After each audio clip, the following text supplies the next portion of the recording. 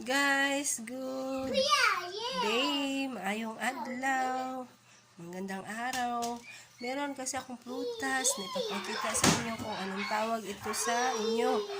Kasi dito sa amin, hindi po kasi familiar ito. Kumakain lang yata, kumakain lang ako nito kasi ang sarap ba, maasim-asim. Ano po ito guys, ganito po siya, parang orange, pero hindi naman siya orange guys, maasim po ito. Pero katulad siya ng ano siya yung mukha ba, parang orange rin, circle, mabilog, tapos yung ano niya, pareho sila ng sukat ng orange, pareho sila ba kalaki, no? Ganito, pero maasim to guys, ha.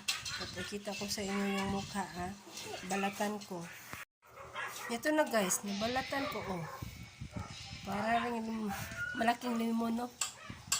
Yung limonsito sa Bisaya, parang malaki siya, no? Or maliit na buongon yung suha, no? Pero hindi siya pareho. Iba talagang lasa. Masarap siya pag may asin kasi ang asin. Tikman ko guys pag may asin Nabili ko lang kasi ito yung pagpunta namin doon sa bayan ba, yung sa lungsod namin dito sa aming lugar. Mayroon kasing display, marami nito. Kaya bumili ako, try ko. Maasim pala.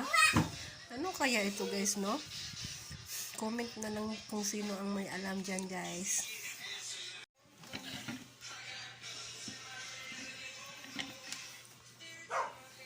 Sinawsaw ko na sa asin guys,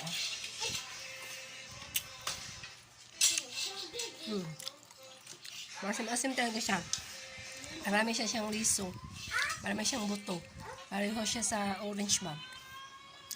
Kailangan may asin kasi ang asin. Pero pag hinog na siya, hinog-hinog, hindi naman masyadong asim.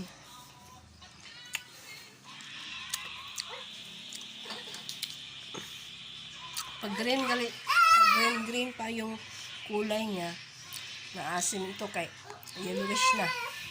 May pagka-yellow naman yung kulay ng balat. Medyo may maasim, tsaka yung matamis. Sarap din siya, kainin na.